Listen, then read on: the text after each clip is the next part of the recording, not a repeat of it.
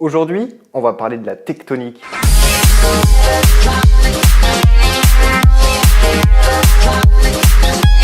On va faire une vidéo sur j'apprends la tectonique. Ok les gens, on va se calmer. Bonjour, bonsoir à tous, c'est Streetease. Vous l'avez vu avec le titre de la vidéo, vous l'avez vu avec les extraits. Aujourd'hui, je vais vous parler d'histoire de la danse électro. Cette vidéo, je la fais en réaction à deux youtubeurs que j'ai vus dernièrement qui sont Ismarco YT.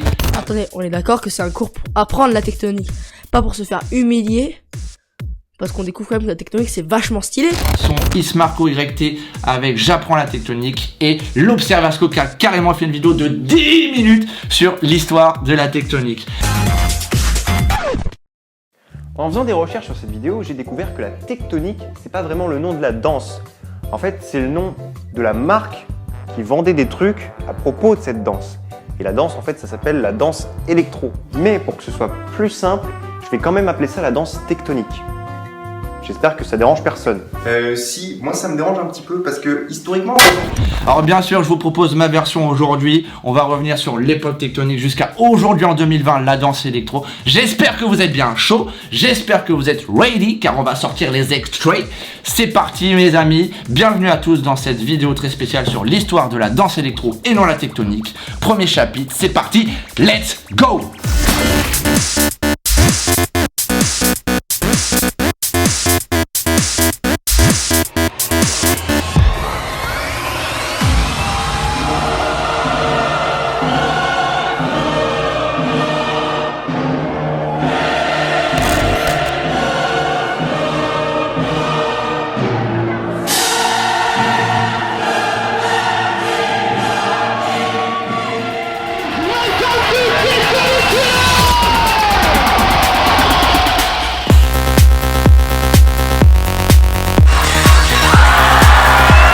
Tectonic Killer, Blackout, Electro Rocker ou encore la Death Floor, c'était le nom des soirées qu'avaient créé Alex Barouzdine et Cyril Blanc dans les années 2000 au Metropolis à Rungis.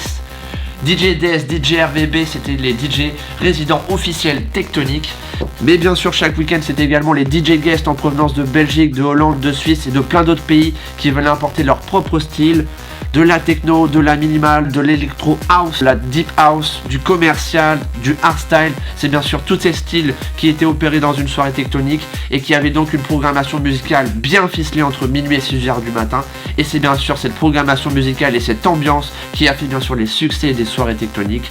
Et ces succès ont permis aussi d'avoir des records d'affluence au Metropolis à l'époque qui pouvaient atteindre jusqu'à un turnover de 12 000 personnes sur une seule et même soirée. Pour vous donner une petite idée et faire la comparaison aujourd'hui, 12 000 personnes sur une soirée ou un concert, c'est l'équivalent d'une soirée au Zénith de Paris.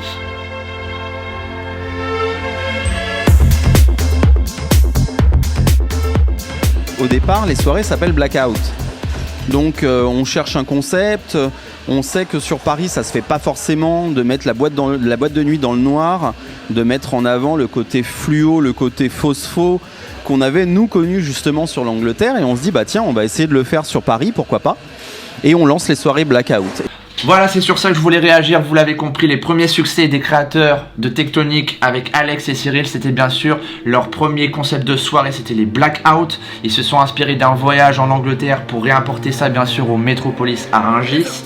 Vous l'avez compris, discothèque dans le noir, toile tendue, guêtre fluo, paille fluo, lumière noire qui faisait réfléchir le blanc, accompagné bien sûr de jump style, de hardstyle, d'électro house et bien sûr tout ça faisait en sorte que les clubbers qui venaient s'éclater au Metropolis avaient sûrement envie de jouer avec la lumière dans le noir et bien sûr de jouer avec leurs bras et leurs jambes et qui a donné sûrement naissance au premier pas de la danse électro. Your weakness is a perfect match. C'était ça aussi Tectonique, il y avait aussi ce côté très androgyne, on savait pas trop qui était qui ou qui était quoi, tu vois. Et c'est en plus je pense une époque où les jeunes aussi ont commencé à pouvoir sortir les uns avec les autres. Il n'y avait pas à se cacher, il n'y avait plus à se cacher. C'est-à-dire que deux filles ensemble, elles étaient évidemment bienvenues et c'était normal pour nous. Deux garçons, c'était pareil. C'est-à-dire qu'il y avait vraiment une volonté de casser tous ces codes. On n'était pas une boîte gay, et pourtant, à l'intérieur, tu avais aussi bien des gays que des lesbiennes, que des trans. On avait vraiment réussi à faire ce qu'à l'époque, les grands, ceux que l'on admirait, justement, les David Guetta avec le Palace, avaient réussi à faire, c'est-à-dire mélanger toutes les catégories socio-professionnelles pour s'amuser autour d'un même thème qui était la soirée.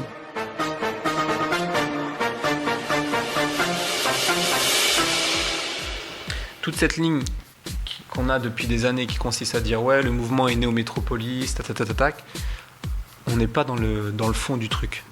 Le Métropolis, le mix, les clubs avant, etc. Déjà dans les années 90, ils dansaient déjà.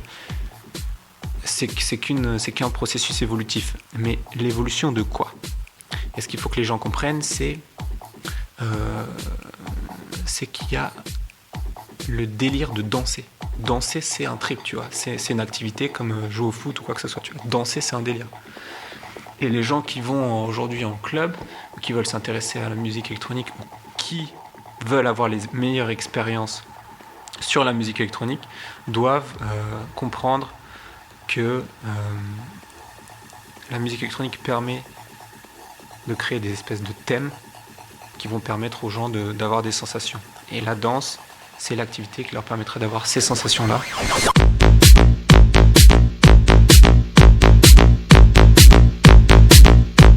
En fait, si tu veux, on a vraiment pris le concept de team et puis on l'a développé. Et là, le mouvement est sorti du Métropolis pour partir affecter un petit peu tous les autres clubs parisiens. Et là, on a eu une émergence au Mix Club, au Red Light, et après un peu dans toutes les boîtes de France et même de Belgique, d'Europe. Donc si tu veux, il y avait le Mix Club qui dansait déjà très très fort, mais eux, ils avaient une autre culture musicale qui était l'électro. Donc nous, on dansait sur du hardstyle.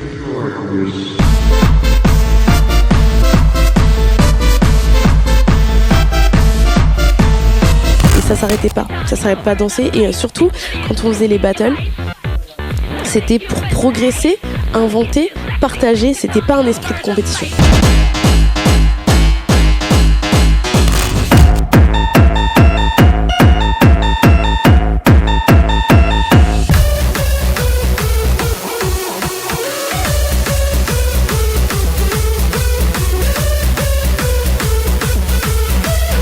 Parler des DJ de l'époque, t'avais un mec qui s'appelle Sébastien B qui faisait des podcasts, donc c'était une super source de son. Sébastien B live.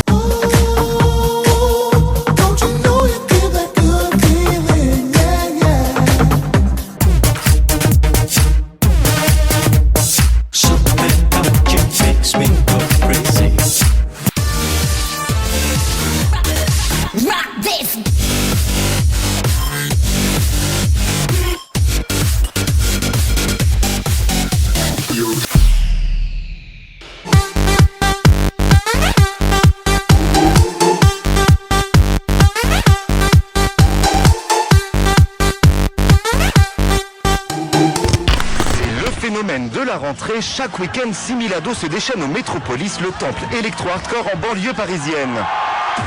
Et petit à petit, les rues des grandes villes se transforment en scènes éphémères pour clubbers en culottes courtes.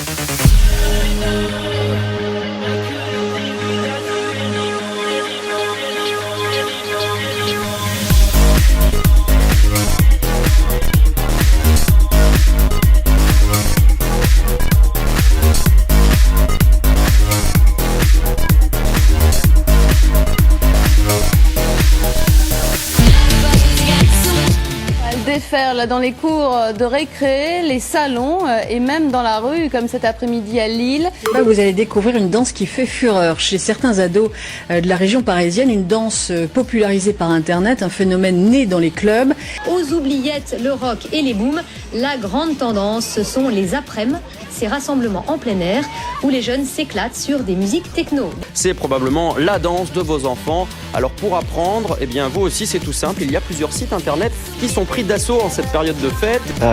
Il n'y a aucune revendication de discours, c'est juste de la danse, de l'énergie pure. et de la pose et de l'élégance et de la frime, quoi. On veut voir. Et c'est bien de chez nous, c'est français. Et c'est de chez nous. C'est né en France. C'est né en France et ça va envahir le monde entier. C'est même pas né en France, c'est né au Métropolis. C'est né au Métropolis. Allez, on regarde tout de suite.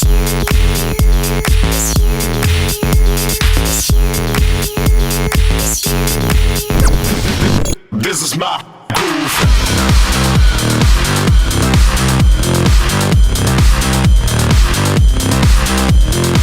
Quand un danseur intègre une team, il doit oublier son prénom d'origine et doit se choisir un pseudo. On appelle cela un blaze.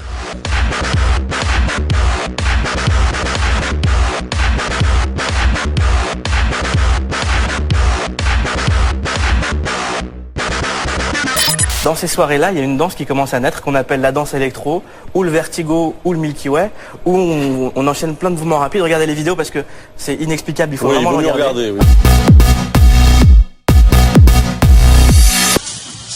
Même s'il est très visuel, le style tectonique n'est pas spécialement nouveau. En fait, elle s'inspire de tout ce qui s'est fait dans les années 80, 90.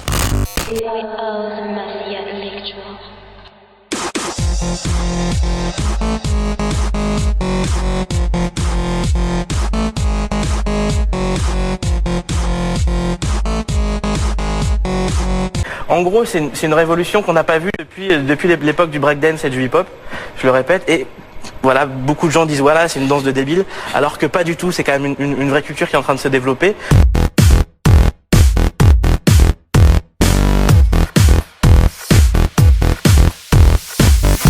Ils s'empressent alors de déposer le nom Tectonic, une opération qui leur coûte 200 €. Depuis, tout le monde veut s'associer à la marque. On a été sollicité par exemple pour une grande marque de fast-food pour faire des menus tectoniques.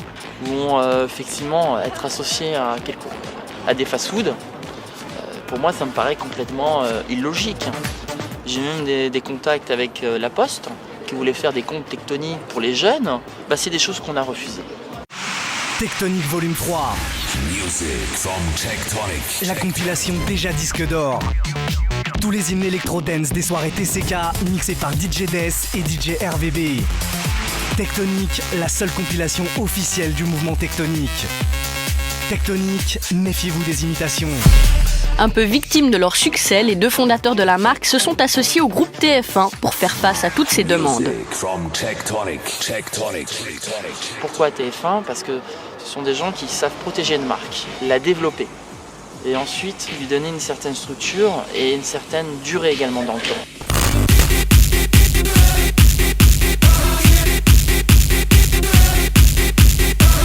Voilà, mais c'est hyper positif, c'est la mise en avant du sport, c'est pas on est dans une soirée où tous les petits sont sous extas et dans tous les sens, les mecs sont vraiment dans un trip positif.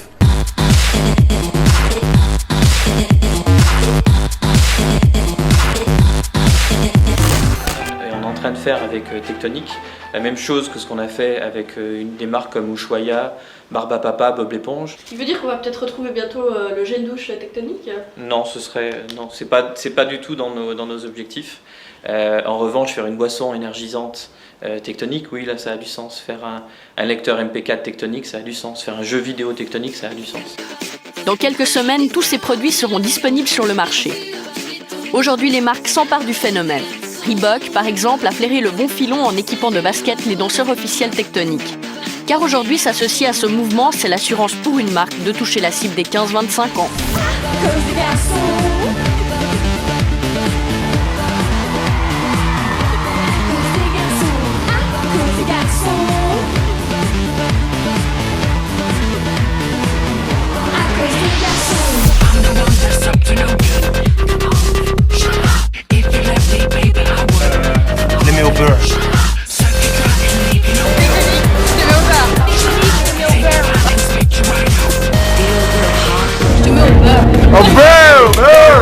Tectonic, je te mets au beurre. Je veux dire que je te mets au beurre.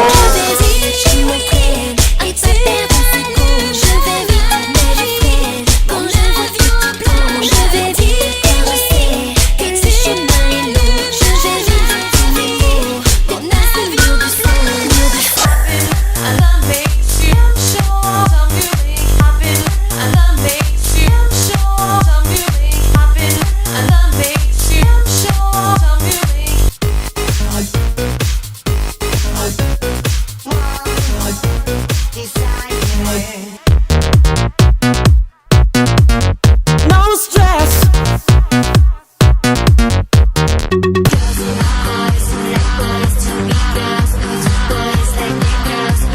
qu'il a bu l'expresso, après ça a démarré tout de suite. Fais voir. Music from Tectonic. Si t'as vécu à cette époque-là, tu te souviens peut-être que tout le monde dansait ça, et puis du jour au lendemain, ouf! La tectonique a été propulsée au sommet sans avoir le temps de se construire.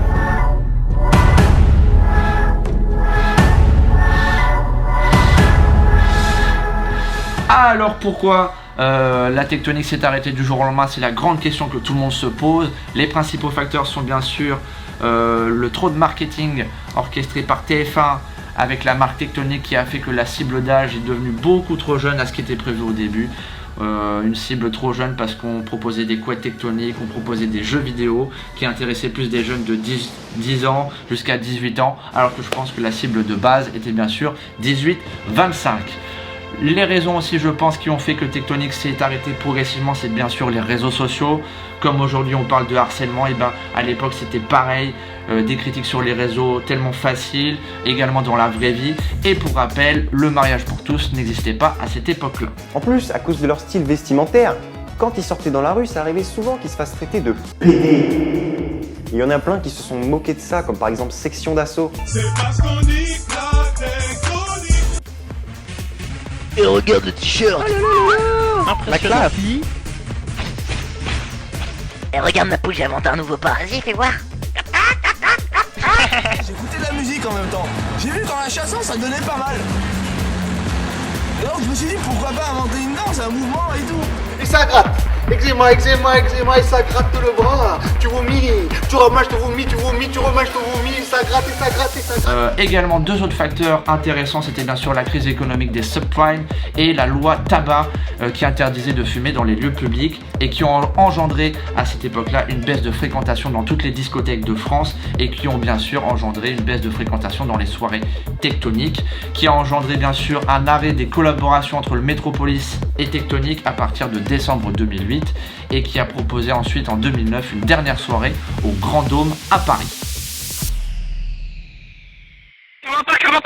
Vidéo.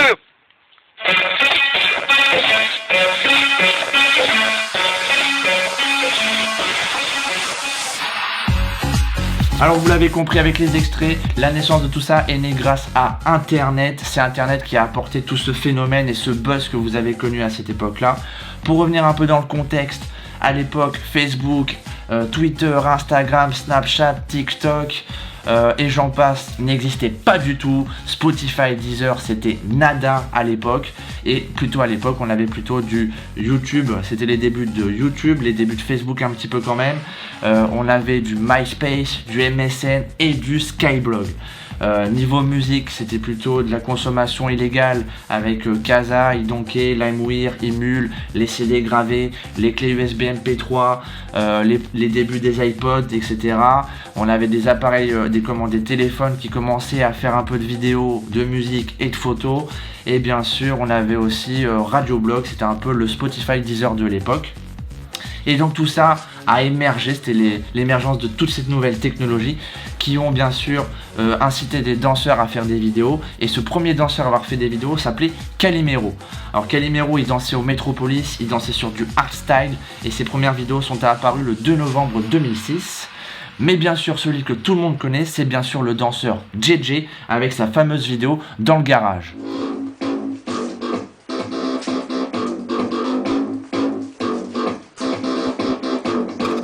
Alors voilà, je suis obligé de passer par cette vidéo très importante avec JJ qui danse dans son garage, qui a été voué à des moqueries, qu'on utilise encore aujourd'hui pour se moquer justement de la tectonique.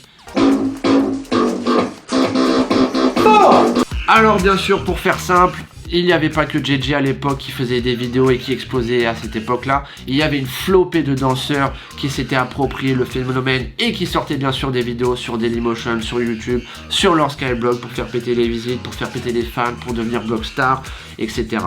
Bien sûr, tout le monde y allait de son petit nom concernant cette danse. Donc on disait que cette danse, elle s'appelait le Milky Way, qu'elle s'appelait la danse électro, qu'elle s'appelait Tectonic. Ah bah non, en fait, c'est le Vertigo. Donc à cette époque-là, pour vous faire simple, c'était le bordel total. Bien sûr, c'était un buzz, c'était un vrai buzz culturel, on va dire. Et bien sûr, tout le monde s'appropriait ce buzz pour s'attirer des gens sur leur Skyblog, sur leur YouTube, sur leur Dailymotion.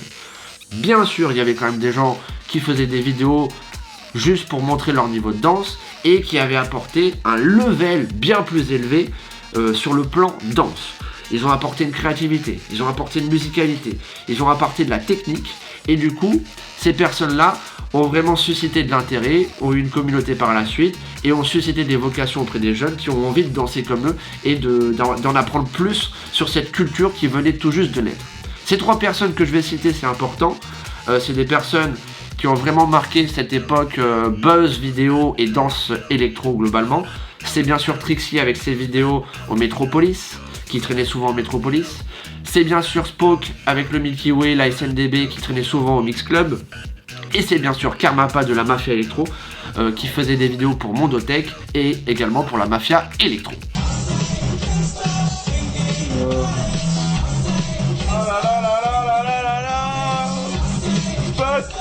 Spoke.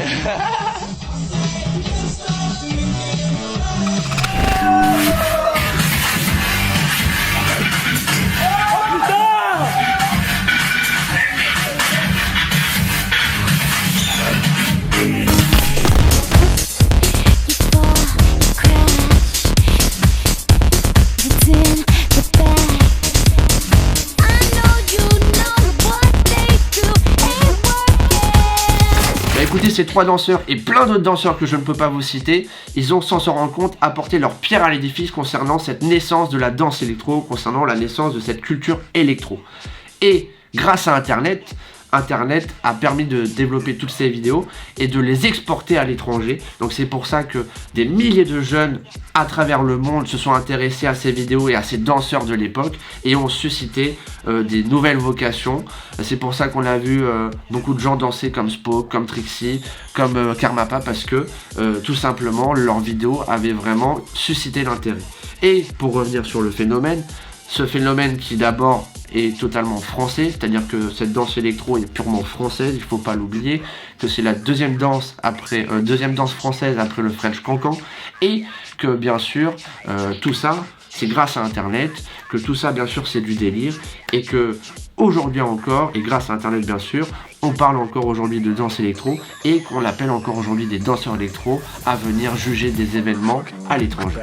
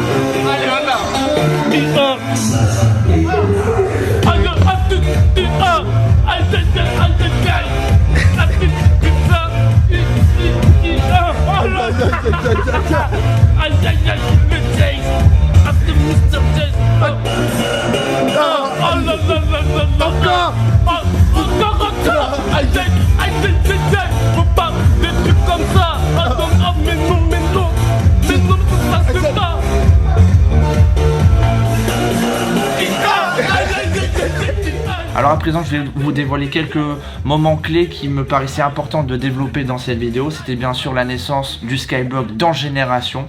Alors au début, il y avait Dance Génération qui a été né le 29 novembre 2006, donc 3 semaines après les vidéos de Kylie et JJ, et c'était bien sûr le Skyblog référence où il y a eu des millions de visites, et le Skyblog référence concernant la danse électro. Il y avait une team Dance Génération, il y avait aussi des Dance Génération USA, des Dance Génération par région, par pays, etc. Donc c'était vraiment un sacré délire à l'époque, et c'était le blog référence, le premier blog à mettre en avant des vidéos de danse électro. Les personnes qui ont créé ça, c'était bien sûr Ristourne, un entre guillemets youtubeur de l'époque, et il y avait également 2 DJ qui ont fait des trucs aussi sur Fun Radio si je me trompe pas, c'était Fozzy Beer et Kevin Tandarsen qui avaient des podcasts. Kevin Tandarsen.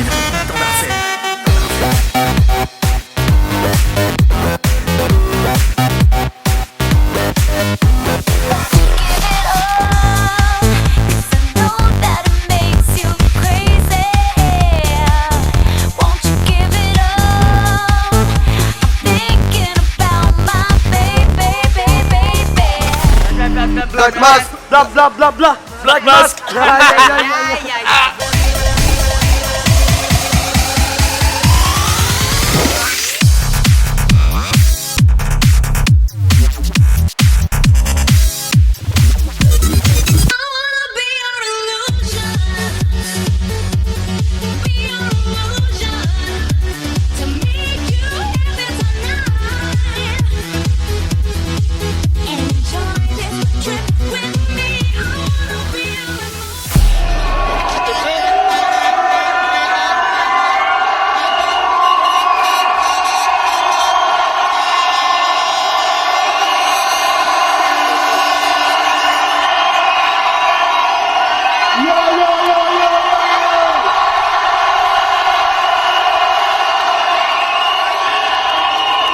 Bienvenue à la Technoparade, bienvenue avec Technoparade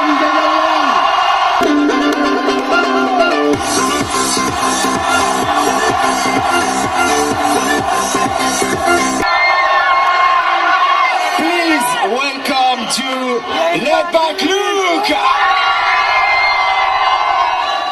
Autre événement sur lequel je voulais revenir, c'était bien sûr cette Technoparade 2007.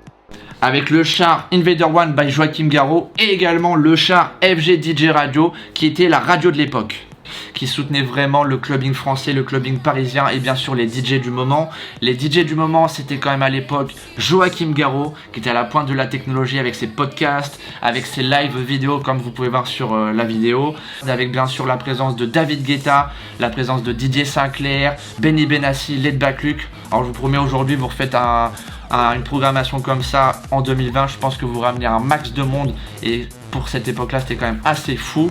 Une technoparade avec aussi la présence des danseurs officiels tectoniques pour promouvoir le morceau de Yel à cause des garçons qui cartonnaient à cette époque-là. Et bien sûr, des danseurs, des clubbeurs français, des clubbeurs parisiens qui venaient profiter de cette technoparade 2007, s'amuser, danser sur les abribus, etc. Et qui fait cette technoparade 2007 qui a, je trouve, marqué un tournant pour l'histoire de la tectonique et également pour l'histoire de la danse électro. Tout le monde, tape de main. Tout le monde, tape de main. Alors effectivement, la Technoparade, c'était un moment qui a marqué l'histoire. Parce qu'en 2007, cette Technoparade a été particulièrement le grand tournant de l'explosion de la danse électro, donc dans le mouvement tectonique. Où tu avais la grosse team Ecclésiaste. On avait été contacté par une agence de communication. Je me rappelle, c'était moi qui avais dealé le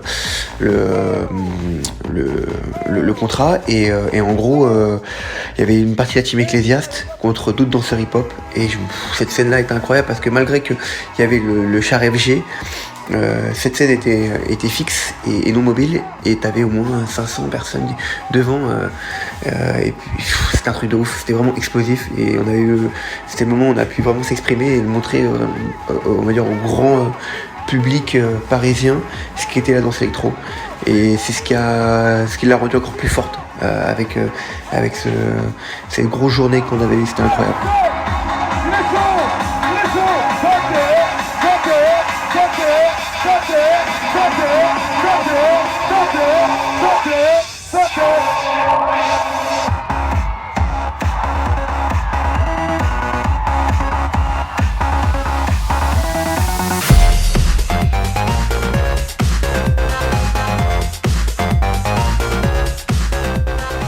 Autre point clé à cette époque, c'était bien sûr le projet Mondotech. Alors pour la petite histoire, Mondotech ce n'est pas du tout tectonique.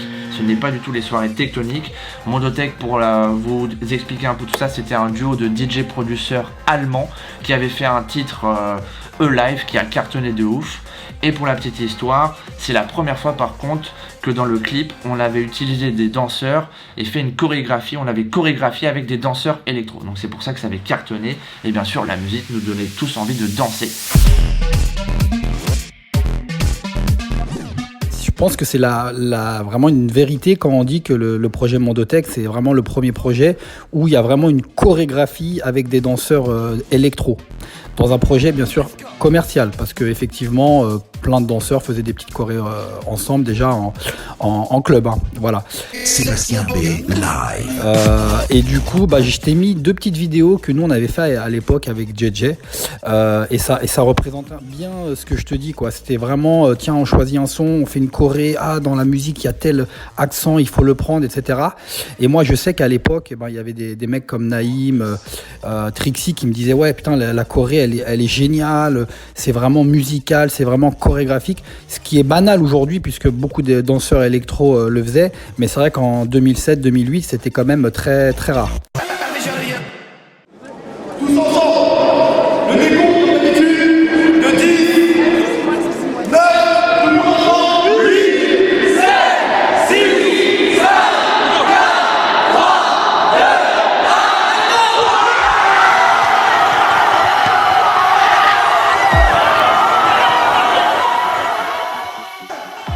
1. Autre moment clé, c'était bien sûr le Vertifight. Alors le Vertifight a été fondé par Axon, Steady et Yuval, des personnes issues du hip-hop, et ils ont créé en fait les battles underground de la danse électro. Ça a commencé en 2007. Alors il y avait des Vertifight à Paris, mais également des qualifications dans toute la France. Et puis après ça a pris beaucoup d'ampleur. C'est là où on a vu de grands battles entre Trixie et Mia. Bon bref, c'était un vrai carnage, c'était vraiment stylé à voir. Et ça c'était à partir de 2007. Il y a également eu des Vertifight Monde à partir de 2010, et là c'était carrément des teams d'autres pays qui venaient affronter la meilleure team française. Pour moi, s'il n'y aurait pas eu Vertifight, la danse électro n'aurait pas continué et ça aurait été seulement qu'une mode pour la plupart des Français. Lorsque vous n'avez pas d'événement, une danse meurt. SFKK.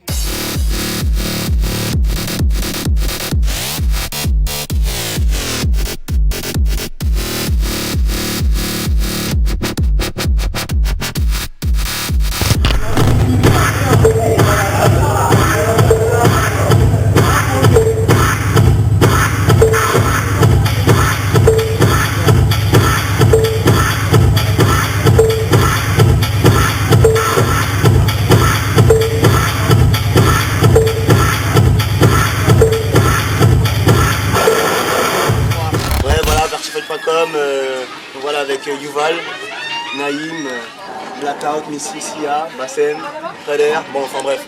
Et Def Jam, Isma. Voilà, Dixie, Joker et Phil. Et Rich. Non mais j'avais rien de faire tout le tour. Donc voilà, le sujet d'aujourd'hui, débat sur ancienne génération, nouvelle génération.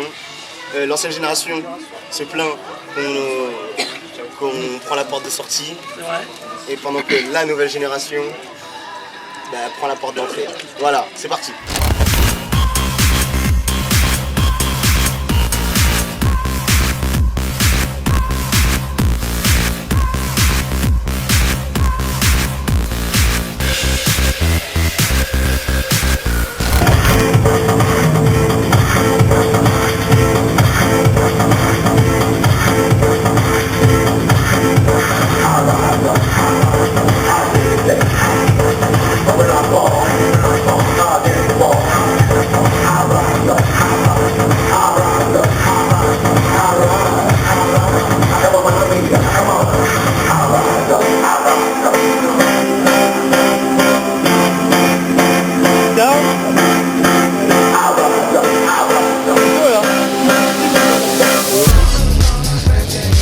Il y a vraiment toute la jeunesse qui se retrouve là-dedans, qui veut faire la fête. Avant tout, on danse juste pour s'exprimer.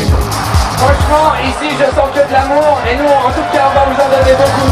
Ça bouge, les gens sont joyeux, c'est génial, quoi. Ça applique pas seulement en discothèque, mais dans la rue, dans les écoles, dans les cours de récré, c'est incroyable. La danse électro, c'est un peu de la trance. C'est un peu un milkshake entre le smurf, le rap, la funk, la R&B, et peut-être un jour, ils arriveront à faire la danse classique, à danser comme ça.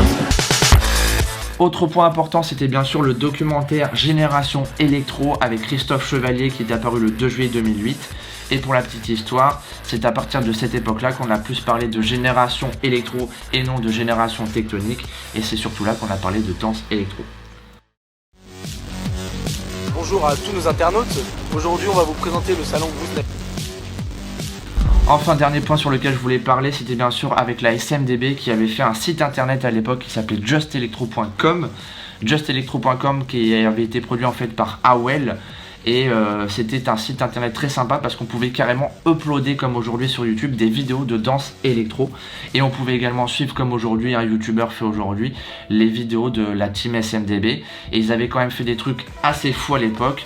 Ils avaient dansé pour le jeu de console Wii, Boogie Superstar.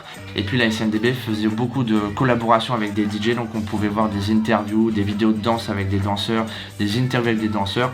Et c'était à l'époque quand même un peu un site où on pouvait retrouver de la musique, des vidéos et uploader. Il y avait même des concours à l'époque de danse. C'était quand même un truc de malade et je tenais à le préciser parce que si ce site avait perduré, ce serait je pense devenu un site vraiment référence pour la culture électro.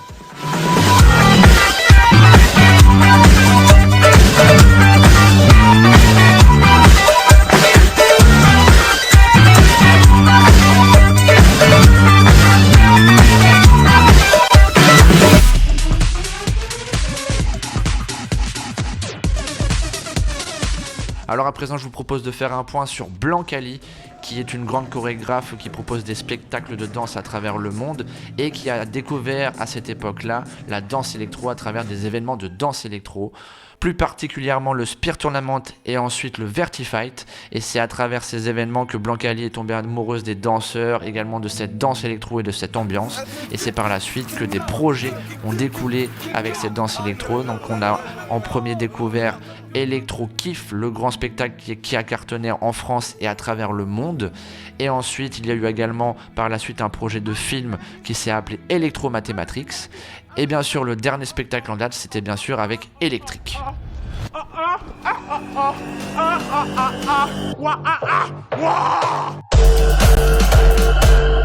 Et voilà, on arrive avec des vidéos beaucoup plus actuelles dans le cœur du sujet, avec des vidéos en provenance du Mexique, en provenance de Russie comme celle-ci avec Singa et Dima, des vidéos également françaises avec l'Electro Street, des vidéos également d'événements hip-hop qui accueillent des danseurs électro comme celle de Miel, des vidéos également à l'ancienne comme celle-ci avec Looney Boy et Yarus filmée par Yak Film.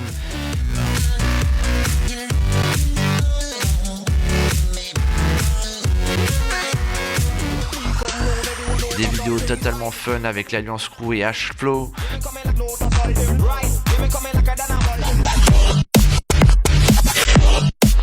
Des vidéos de duo avec Kenji Kiss et Vexus.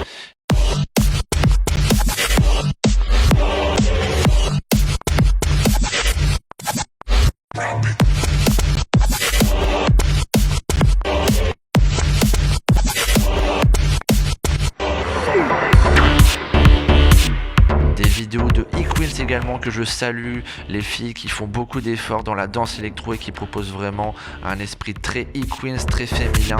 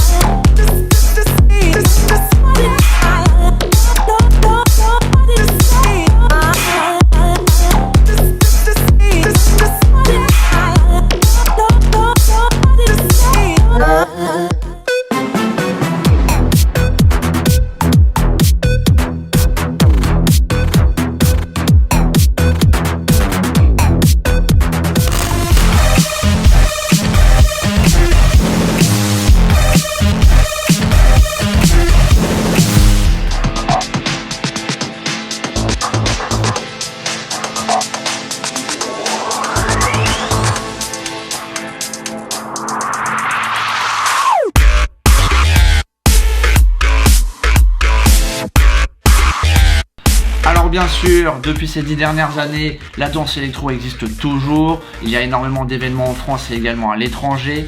C'est à partir de 2013 qu'on a relancé des nouveaux événements en France et surtout à Paris. Cette personne qui a relancé les événements, c'était Jimmy Medina, issu de la Rhythmic Crew avec le LRC. Il y a d'autres événements qui ont vu le jour par la suite. Après cet événement LRC, c'était bien sûr le Spear Tournament avec l'Alliance Crew. Il y avait également le E-Lines à Bordeaux avec Brice Amnesia, le Only for Electro à Paris, le War of Gladiator à Marseille, le King of Beat à Barcelona avec Electro Hope, le Taiwo avec l'Italie, également beaucoup d'événements en Russie avec le Gulfstream avec Looney Boy, le Move and Prove avec Singa, le Solo Baile avec Moxtox et bien sûr le Electro Dance Camp avec Rosen au Mexique. Donc voilà, il y a énormément d'événements encore aujourd'hui en 2020. Et bien sûr, les dernières choses en date qui ont marqué aussi l'histoire de la danse électro, c'est bien sûr avec Gaspard Noé et l'Electro Street. Gaspard Noé, un réalisateur qui a fait le film Climax et qui a utilisé énormément de danseurs, dont des danseurs électro dans son film, dont l'Electro Street.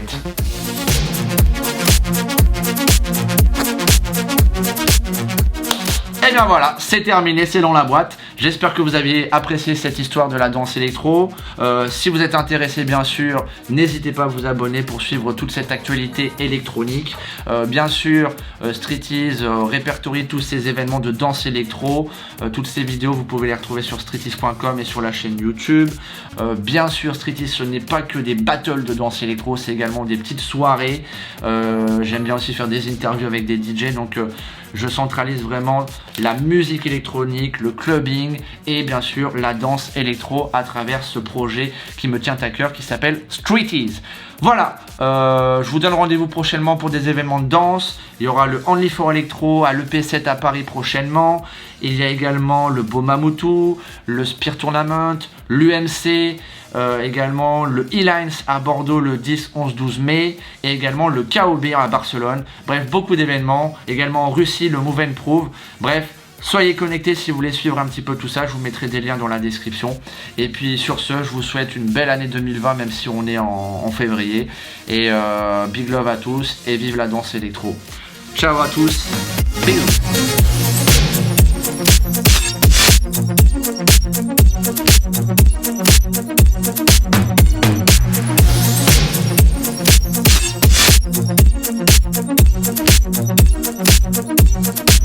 Thank you.